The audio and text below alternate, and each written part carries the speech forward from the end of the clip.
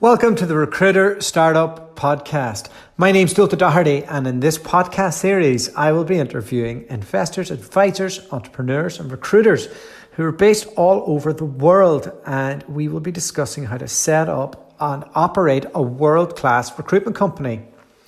Today, I'm interviewing Andy Morrell. He is the MD for Oscar. They are a tech and engineering recruitment firm, which are based in Houston, Manchester, and have just opened up an office in London.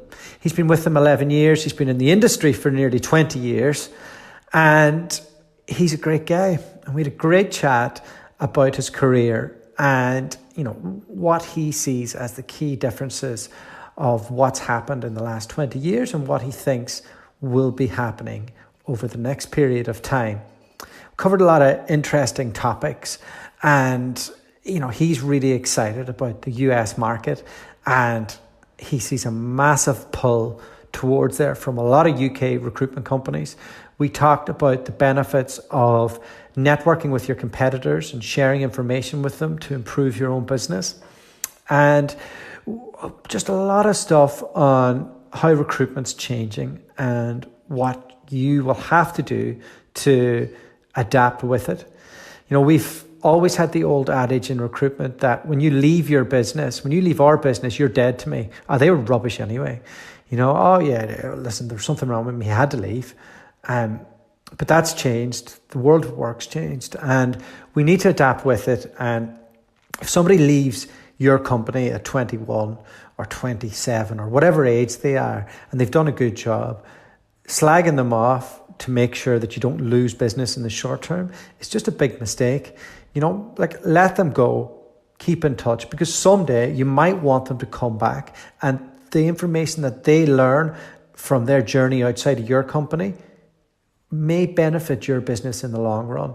And I think a lot of studies on millennials and whatever that generation who are coming next shows that we will have more and more jobs in our career. So it only makes sense to keep people on site.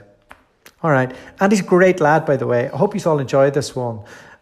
Very open and honest and approachable. And I'm sure he is to work for as well. But over to Andy.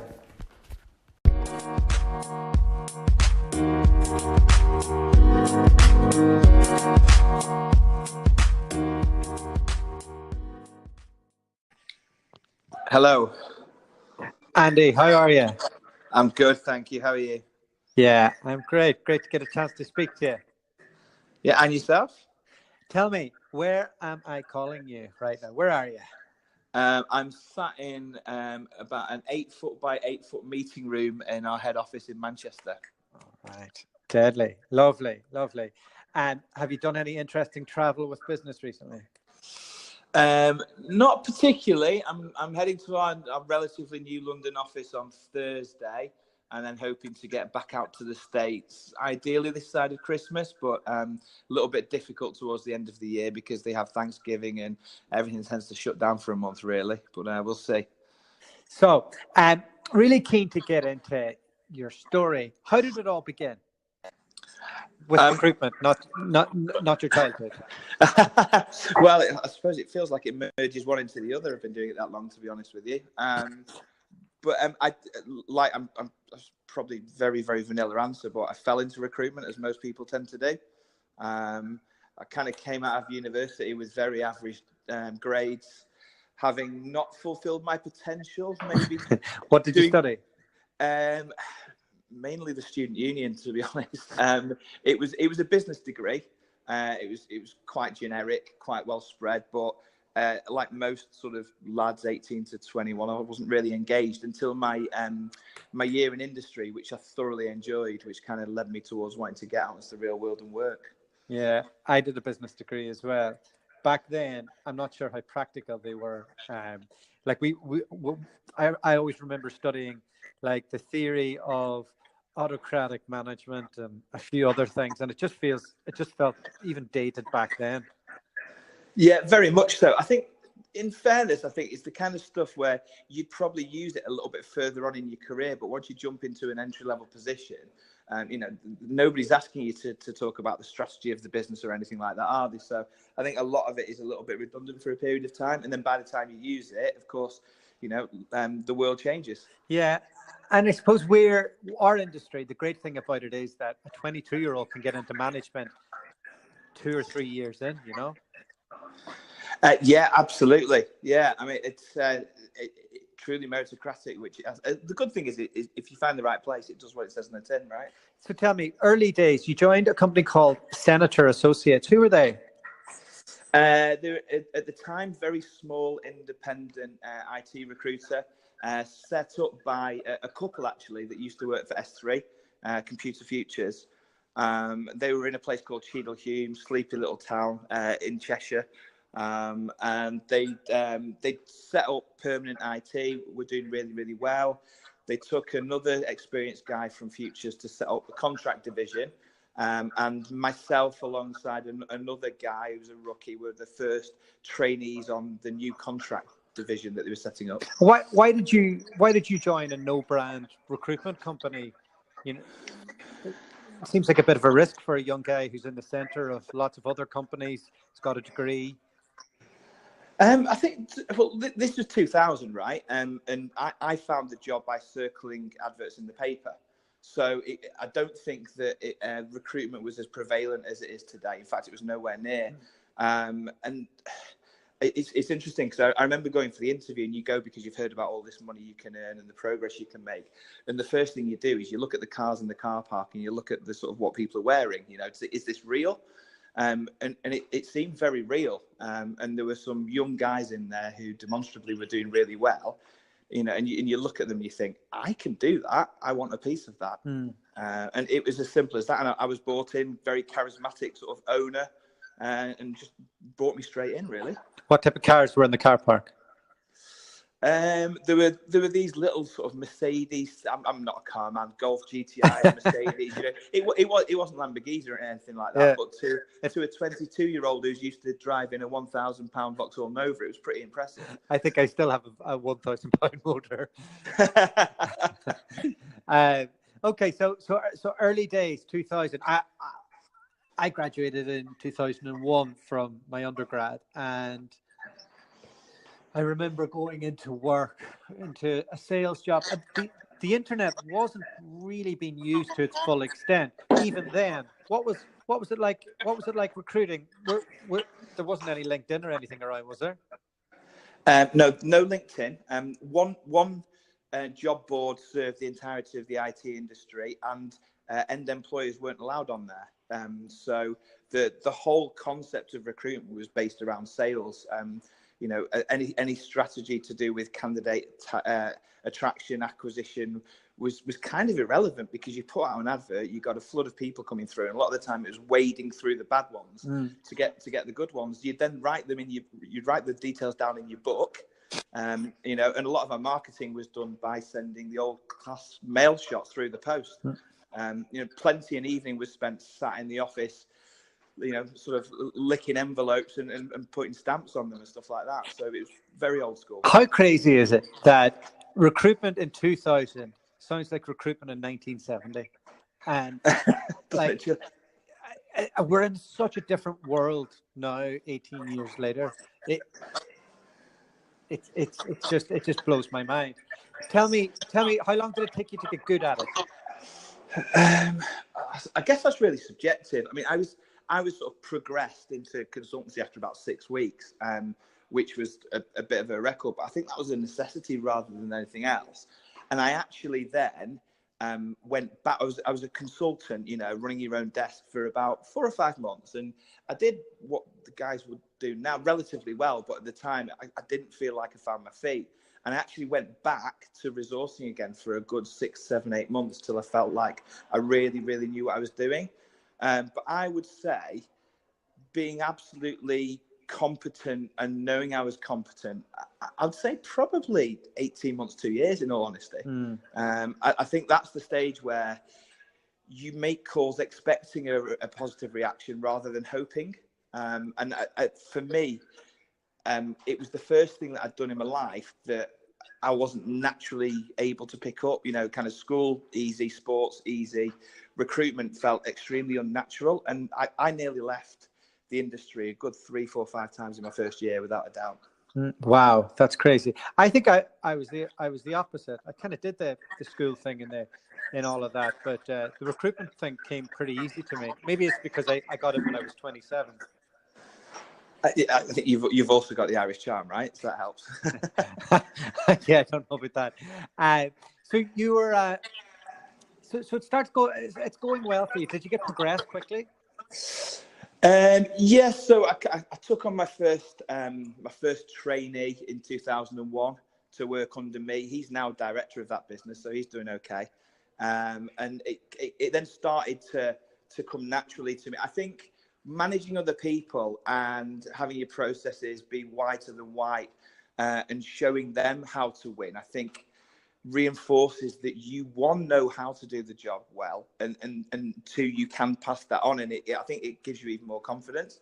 I think without a doubt, I'm not a charismatic, natural, salesy type person, but what I'm good at is finding a framework and really wanting to win.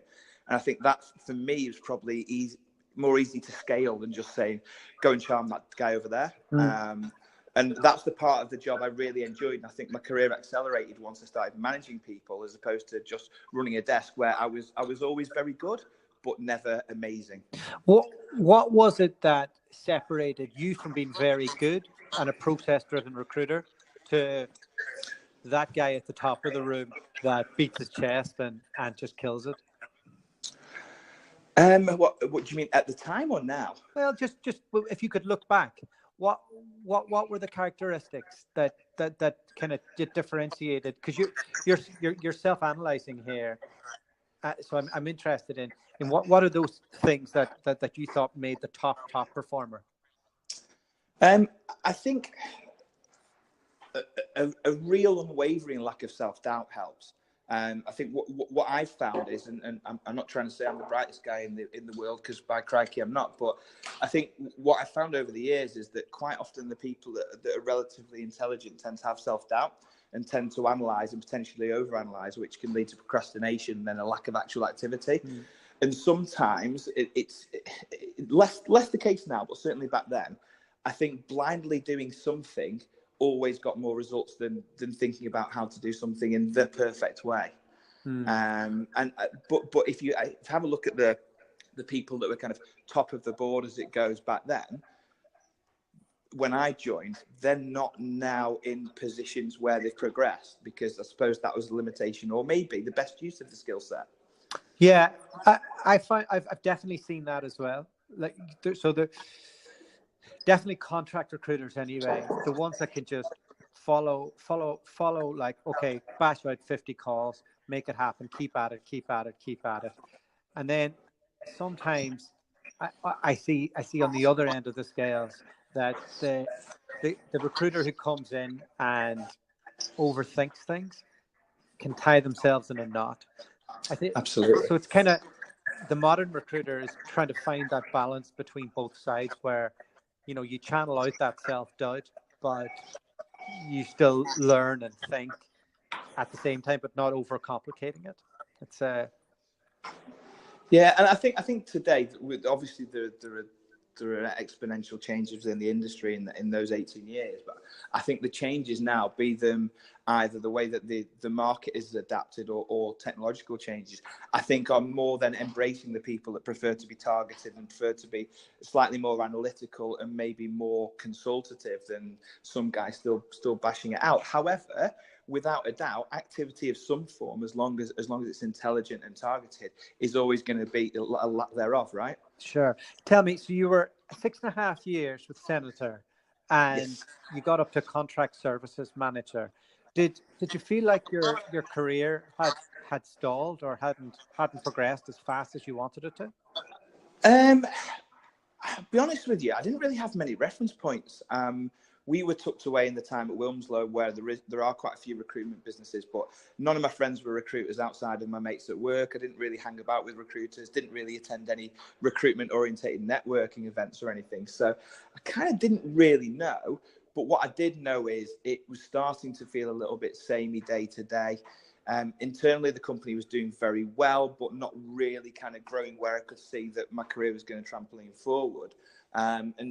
You have thoughts at that stage, setting up on your own, working for larger organisations. I'd had a couple of people sort of headhunt me, and I'd courted their advances a little bit, and nothing was quite right until the opportunity came to go away and do essentially what was a bit of a turnaround job at Oscar. And let me just, before I jump into the Oscar piece, it fascinates me that you decided not to go out on your own. Do you think, is that because the cost to launch what in your head, what I presume would have been a contract IT recruitment business, it's just that bit harder than if you were maybe a perm focused guy? I didn't have a concern about doing that. If I set up, it would be perm to start with, without a doubt, because obviously very difficult to fund the contractors. I think the things that held me back were fear, in all honesty, because you're now 6 and a bit years in. You're probably 5 years in of earning good money, 3 years in of earning very good money. You're starting to be able to go, right, I can pay mortgages and do stuff on a regular basis. Where when you first start earning good money, I always think there's about a year or 2 years lag before you feel like you're living the lifestyle of somebody that earns X amount, right? Because initially, you throw it away, or you're spending on debts or whatever it may be. And I think once you've got that level of, I suppose, comfort to a point, you do think, crikey, I'm mid to late 20s. I'm earning a hell of a lot of money compared to my mates. Do I really want to take that challenge and that risk, I suppose? But the main thing for me, honestly, I didn't envisage myself starting from a bedroom and being on my own. I get highly motivated by other people around me, and I know it's not ideal, but for me to sit in a room on my own for weeks, months, maybe before building it up, I think, to be honest with you, probably petrified me, because I very much feed off other people around me. And I suppose it comes back to that bit where my career advanced really when I had people around me that I could coach and help and mentor and move on. And going back to doing it on my own, I just didn't like my fire, to be honest with you. Yeah, so again, your self-awareness is probably driving your decision-making process.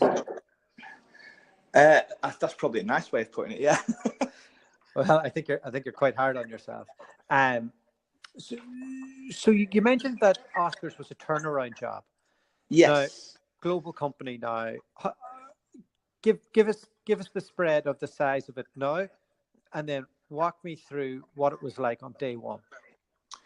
Right. Wow. Okay. So now we have circa 50 staff in Manchester, a handful in London, and 12 over in Houston. So we're not huge, but we're doing our bit to grow, incrementally. At one point, we did have an office in Singapore, but we had to close that down when the oil price fell off a ledge. So we're I suppose, medium size, right? Medium size, yeah. That's I suppose that would be a good way to describe it. So how many heads altogether? At the moment, we've got just under 70. Under 70, okay, yeah. And so there's around 70 now, 3 different offices. And walk me through what it was like day one. What's a turnaround job mean?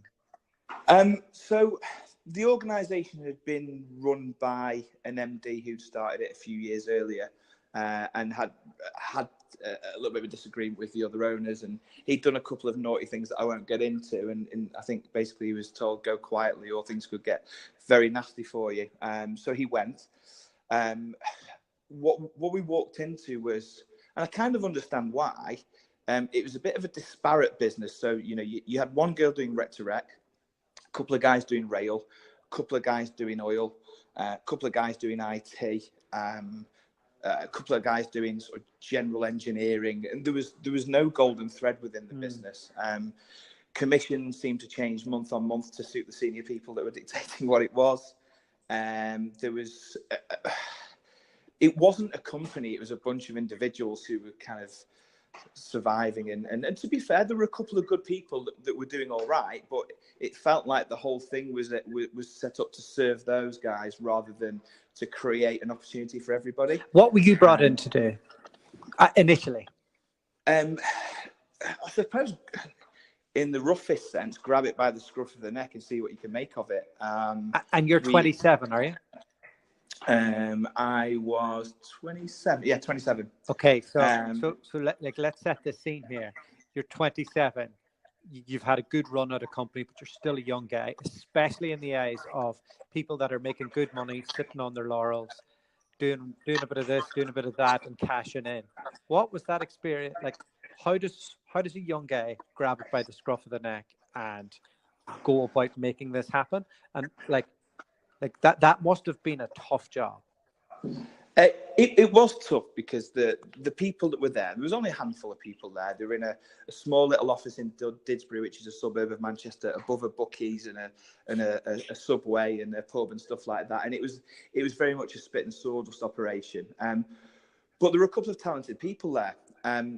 I think my job was to work out who was talented, what we could build around them. But it was more to, I suppose, to set standards, to put in joined up processes so that it was a business that moved very much like any organization should. You know, one bit pulls the rest along with it, rather than it just being this disparate group of people that were kind of in it for different reasons. There was no real kind of raison d'etre or reason. You know, there was nothing there that I think tied anybody together, albeit there were a couple of talented people. And the guy who'd been running it was a brilliant salesperson, because I'd known him previously, but what he couldn't really do was scale up the business. It was a bit of a lifestyle thing for him, I guess. So what was the first thing that you did?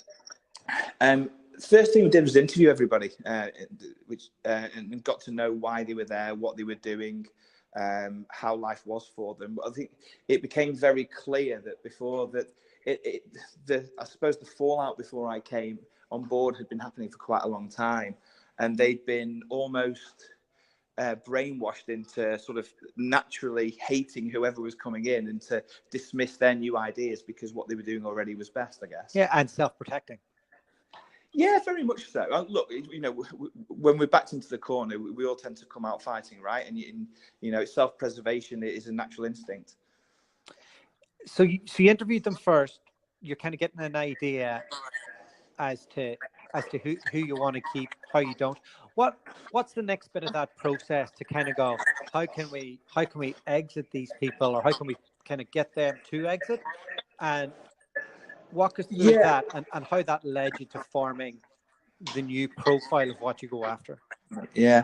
Well, I think, I suppose the ease of it was you come in and you explain to people the standards you're setting and the processes you're going to put in place and why. But unless you give them a real solid, tangible explanation of how it's going to help them, whatever they're there for, earnings, career potential, whatever else it may be, then they're not going to buy into it. And I worked out very quickly that I could explain lots of things about how I'd done it with my team and I'd grown their careers and stuff like that previously. Until I showed them, no one was going to buy into it. So I think assisting them with their current desks, their issues, the solutions they needed, sorting out situations they've got specifically with candidates or clients, or maybe just sort of showing them a new direction. Once they get the results, they buy in, or they don't buy in at all, and they'll leave of their own volition very, very quickly. And that happened.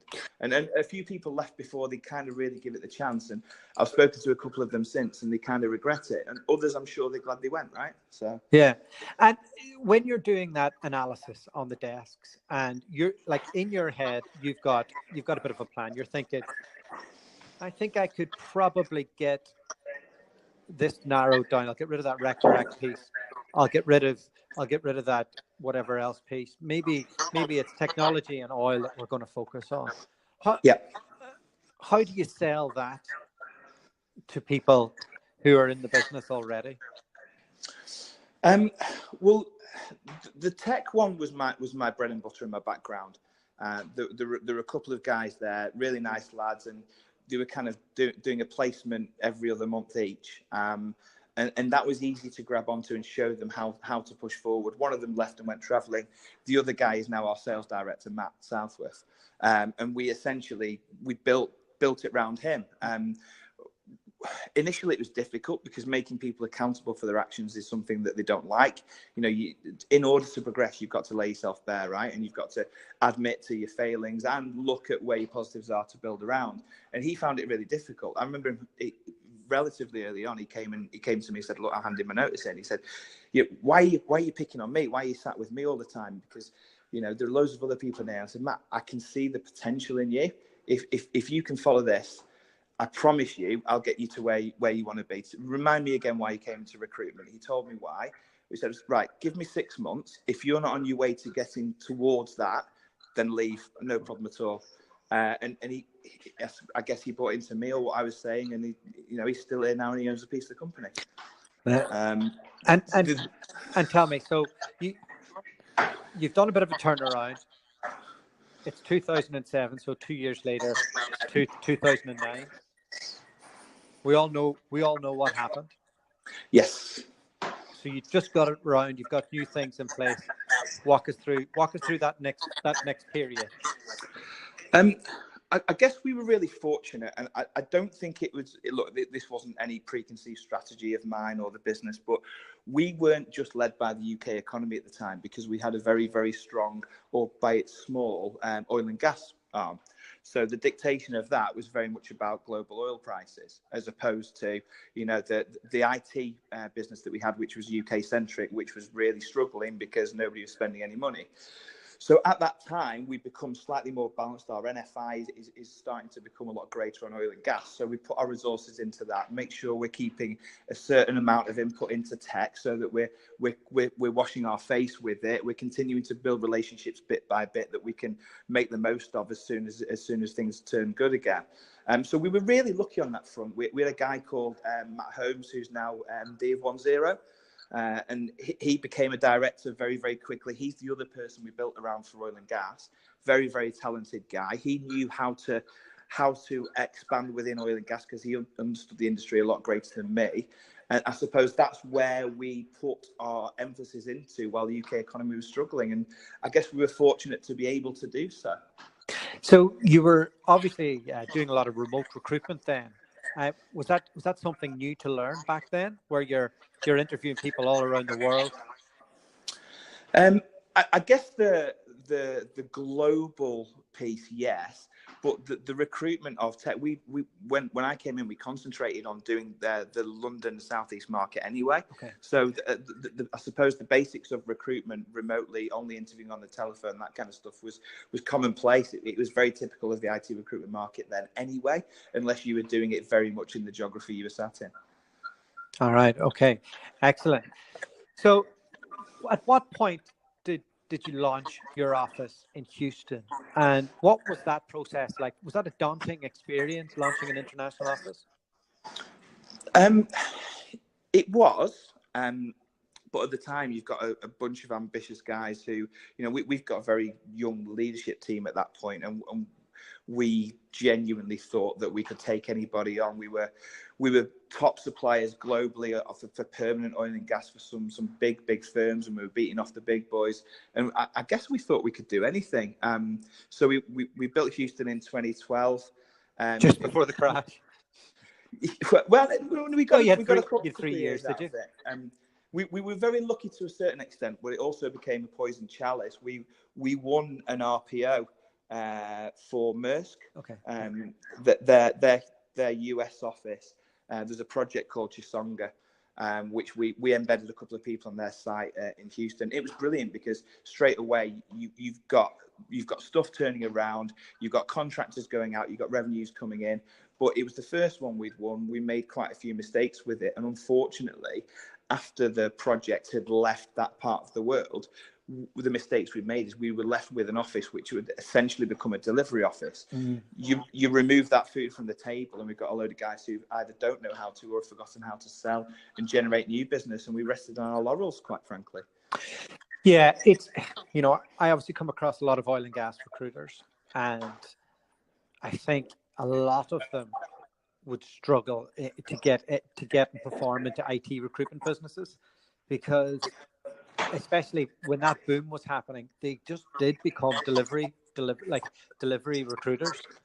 It's a very different skill, I find, to what it is to be an IT recruiter, unless they're going outside the majors and that.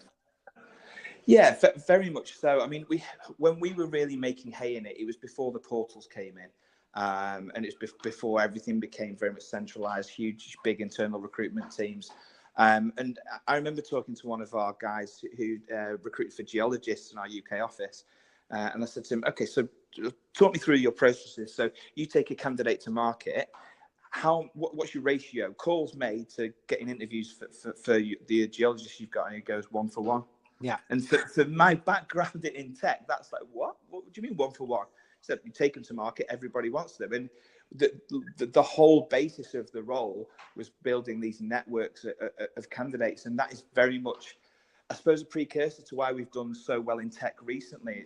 I think it's very much leaning off the background of how the oil and gas, especially the subsurface guys, tended to recruit, because it was very different to anything I'd ever known before. So it took a huge steep learning curve for me as well, in all honesty. It's interesting. When I did IT recruitment, I did it for 4 years.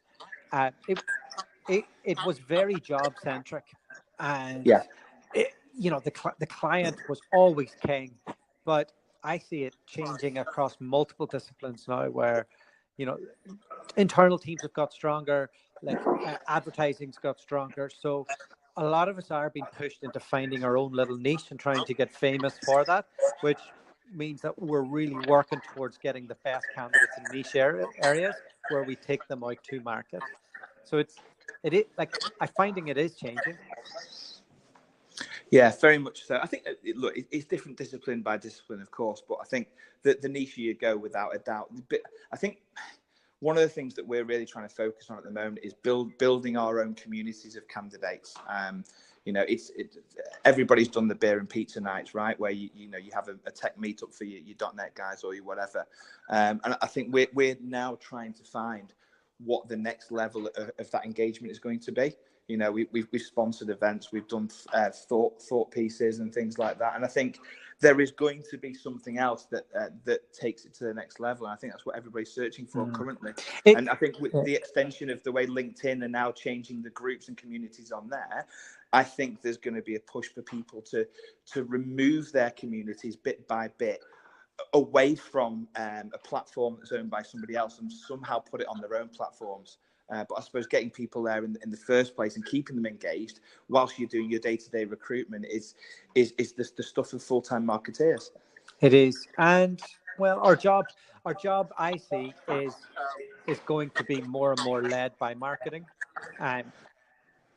But I suppose it's running your business. So the marketing happens in the background, and your diary's full of calls, and you're able to deliver on that.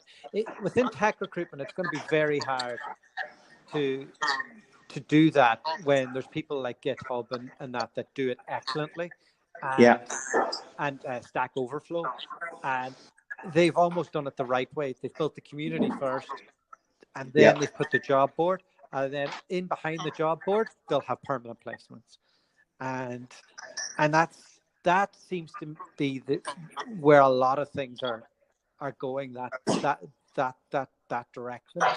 So when you look at your business now, what excites you most about the global market? I think what excites me very much looking globally, I suppose for ourselves, we're in the UK and the Americas, right? So it'd be very difficult for me to comment on anywhere outside there. The UK market is famously massively saturated, and I think that you have to have super competitive edge to continue to become a success there. I think the States is where the potential is. Every man and dog I know in recruitment, particularly in tech recruitment, is getting out to the States, and I think that's where the growth will come in a very, very short space of time if you do it right. You look at the recent Frank Group results that have come out, and that is very much driven by the success of their US business. And as we all know, it's different over there. They are slightly behind us when it comes to recruitment, and I think they're going to catch up very, very quickly. Yeah, I see the States as the place to be. It's interesting. I've been following it quite closely for a while. I'm sure you have too. And Walters and Page have been out there for 30 years, 40 years, or whatever long, but they were out there and they never really scaled. But S3 have cracked it, and then everybody's copied their processes, added a bit of color to it, and then you just see all these guys leaving S3, setting up their own companies, scaling Faden, scaling GQR, scaling the Frank Group, and their results are exceptional. And it's because the Americans aren't behind us when it comes to contract recruitment. They're actually very good at that, but their permanent hires have been dominated a lot by one-man bands over the years. And yeah, absolutely. Singular headhunters. Yeah. And Americans are still obsessed with that in setting up, being an independent headhunter, whereas the UK recruitment scene is all about building and scaling a business and being part of that. So right now it's a really exciting time for anybody that takes a shot and goes over there. Yeah, very much so. And one of the interesting things about the States is, we call it a country, but realistically, state by state, everything is so different. From your statutes and your laws, and really, really importantly, your taxes. But on top of that, it's the cultural differences. We have a thing in Houston where we call it the Texas yes. People find it very, very hard to say no to you, right? If you work a UK tech market and you get a departmental manager, a HR, somebody of interest that you want to talk to say, right, Andy, I'll meet you at 2:00 in London at this place. If they're going to meet you, damn right, they want something from you, right? Otherwise, they're too busy, haven't got the time. Yeah. In the States, you could have a meeting with not everybody, but certainly in southern states, you could set up meetings left, right, and centre, and the skill there is discerning who's actually being polite, who wants to dance the dance with you, so you can do some business in a few months' time, and who just fancies a free beer. Yeah, and that's a critical change of thinking that we have to have when we go over there, amongst many, many others. And so I've recruited in Australia, and if you get a meeting, you'll get business. I've recruited in Canada, and if you get a meeting, you'll get a smile. And and that's it. And which leads you to thinking, how can I build a business that works for this? Because in Australia, it is about getting the meeting, and it is about wining and dining the client and being quite job centric. And in America, it's just about product. Find the right person, bring them to market, do what the geologist recruiter did, as you mentioned, and then have a meeting. It's a different way of thinking, different way of approaching the marketplace, isn't it? Yeah, I mean, we've had a lot of success in the last 12 months of our tech practice in the States relative to we've only been in there in tech a couple of years. The last 12 months, it's really got going. And for us, the difference between there and the way that we work here is we're relatively guerrilla warfare. We've got some great blue chip clients, but we do a lot with SMEs. We do a lot with startups. We do a lot with new businesses where you're going to have a massive proliferation of different companies within your individual portfolio for your desk. Over there, we believe that it's going to be very much garnering from large accounts, from systems integrators to those types of organizations that are going to need people across their clients. And I think for us, building relationships with those people, and there are so many different touch points you can have in those organizations, and I think that's really where you'll get great success. And for us, I think the people in those organizations are a little bit more open to talk to you than they are here, where you literally have to go through that very sterile environment of doing RFIs and tenders and things like that. And I think you can really prove your services over there if you can make somebody else's career shine by showing that you're doing a great job for them so they can grow their department or whatever it is. Then I think they're very much open to that, because it's almost a little bit of that American dream type thing again. You make me a star and you're going to come along for the ride with us. And we've got a couple of great accounts out there, and the relationships we have with those guys are unbelievable. As close as you could be to friends. And that's the way it should be, right? Yeah, absolutely. Tell me, Andy, what does a managing director do on a weekly basis? What does your week look like? That's a good question because it changes on a regular basis. I mean, at the moment, we are in the throes of moving CRM system, developing a new website, and moving offices in London. So a lot of my time is consumed with parts of those projects. We're also trying to extend our wellbeing scheme that we brought in last year and bring in a few new partners for that. But to be honest with you, I still sit on the shop floor for the majority of the time. I still try and make myself available to particularly the sales director, our client solutions director, and any of the consultants that kind of need a bit of an old head. So I try to spend the majority of my week on projects that can actually help the business on going forward, but make sure I leave a certain amount of fat in the week so that I can be there for the guys. Because I think, for me, what I've heard from other organisations and people who've worked in them as companies are growing is that they start to feel like just a number when they never see the MD. When there's the guy who just suddenly flashes past with his briefcase and what have you. And I try and make myself available, but the mistakes I've made previously is making myself always available and being too heads down in helping them and not actually looking at the full growth of the business. So it's, again, on an ongoing basis, still learning curve for me. What other mistakes have you made?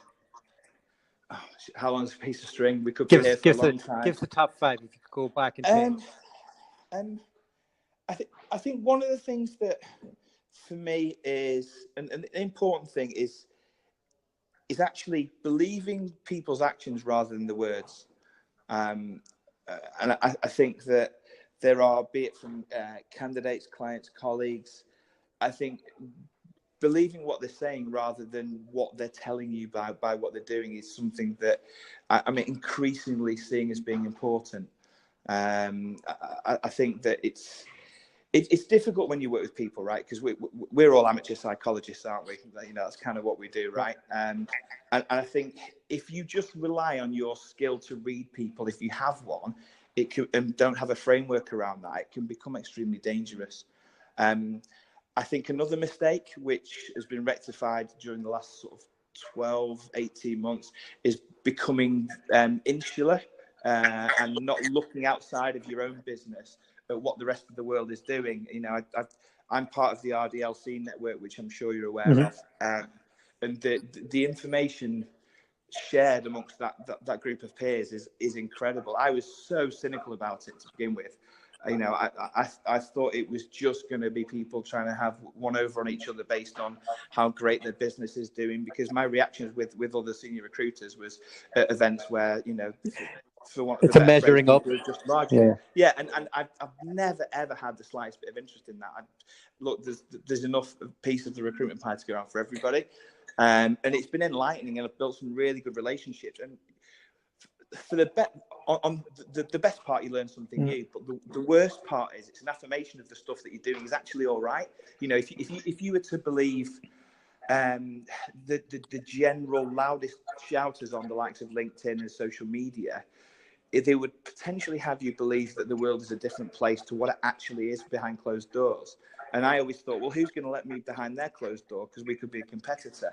But once you do start to do that and share war stories, and actually, when you're at the top, it's very difficult to do that with people that you work with in the organisation that maybe don't have the same view as you. And for me, one of the biggest things is sharing with people that are in a similar position to you and lending off the experience of other people that have made it and done it. There are a couple of guys that have been very, very instrumental in the growth of S3 and Frank, who have lent me some wonderful salient thoughts recently, the last sort of year or so. And I think that's helped us grow in confidence in terms of what we're doing. That actually we're along the right path, even though we are very different to them. That's a great point. And like I have a small remote team. I have a little office. I try and not be too insular, but then I try and not be too obsessive on what's out there on the internet and all the rest. So what I've done recently is I've created a WhatsApp group of 10 other Rector Acts that are in the UK. And I find it really beneficial just to go, okay, well, here's what I'm doing well, here's what they're doing well. And then I found that we've all shared a lot of information, whereas before I would have been afraid, they're going to find my IP, or they're going to, Yeah, exactly that. Yeah. No. Do you know exactly the same mentality that I had and now I have. And I think, look, information is so readily available now. I think sometimes it's making sure that you can see through the white noise, or supposed to hear through the white noise, I guess. And I would say that one of the dangers then is then believing what everybody tells you. And I think it's picking out the extractions that are going to be relative to your business and relevant for what your aim is, what your cultures are, and where you're going to go to, because somebody else's might not be the same for you. But I would guess for most lessons, there's going to be some kind of transfer that you can learn, even if it's actually, we know that already, we're already doing it, great stuff, other people are behind us, you know. Yeah, it's the most important thing to companies like yours is to be able to grow and to be able to attract people in. I find it's recruitment companies struggle to tell their own story in a way that differentiates themselves. And Yeah. Thanks very much for coming on this podcast, because if somebody ever comes to me and they're suitable, I'll be able to say, actually, have a listen to Andy. He's a good guy. There's their story. Ask me some more specific questions after you listen to that. I get asked to work roles all the time by companies, and I say, okay, great. Come on the podcast. At least tell me your story. Help me get your message out there. Oh, that wouldn't be my scene. It blows my mind how insular recruitment companies can be. Yeah, very much so. And as I said, I would say for many years that was me without a doubt. But what do we all do? What do our buyers do? What do our candidates do? We go off our previous experiences. If your previous experiences in a pitch meeting where you're up against people that used to be recruiters and they're looking down on you, or you're on a call, a briefing call with other recruiters and they ask stupid questions, or you're at some events and the guy next to you is lauding about how good their company is, then of course it makes you insular. And I think that the competitive nature of recruitment, I think, is always going to remain. But there used to be this kind of adage: if you left a business, you were dead to them, sort of thing, right? We had our summer barbecue for our head office a few weeks ago. I had the MDs of 3 other recruitment businesses come, 2 of whom are in our space, and 4 ex-employees came. And it's the world is changing, and and you never know. We've had numerous people leave our business for various reasons, and then a few years later come back. And I think it's really, really important that you do keep your head down on the quality of what the business is doing, but have a look at how the world is changing. Because look, there's as I said before, there's enough slices of the pie for everybody if you're good enough and you've got that quality and that niche. All right, Andy. I could talk to you about this all day, but we'll wrap it up there. Thank you so much for coming on, and you were really interesting. So thanks so much, and I really appreciate it. No, I appreciate the chat. Thanks a lot. Speak to you soon. Take care, Andy.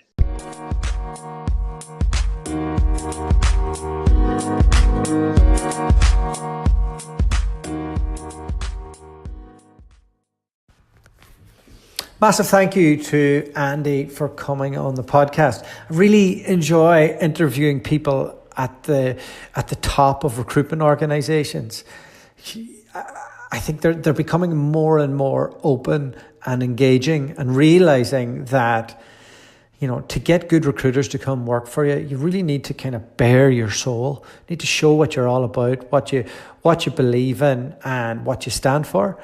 And I just thought he came across as really open and honest, and not somebody who thinks that they even know it all now. And I really do, and I mentioned it in the intro, I really like that he reaches out to his competitors, and he's joined a group, the RDCL, I think he called it. I think that might be the Pirates group, I'm not sure, where there are a bunch of recruitment business owners. They get together, they share information, they network, they do all of that, all in the interest of making their individual businesses better, because the market's global now. We're not all just recruiting in our backyard anymore. It's all about being more niche and covering more distance. And there's so much out there to go after if you're in one of these scalable, flexible, nimble recruitment firms. So yeah, again, big thank you to Andy. Really liked him. And hopefully we'll get another great guest on later in the week. Take care. God bless. Go get some. The podcast you just heard was made using Anchor. Ever thought about making your own podcast? Anchor makes it really easy for anyone to get started. It's a one-stop shop for recording, hosting, and distributing podcasts. Best of all, it's 100% free. Sign up now at anchor.fm/new. That's anchor.fm/new to get started.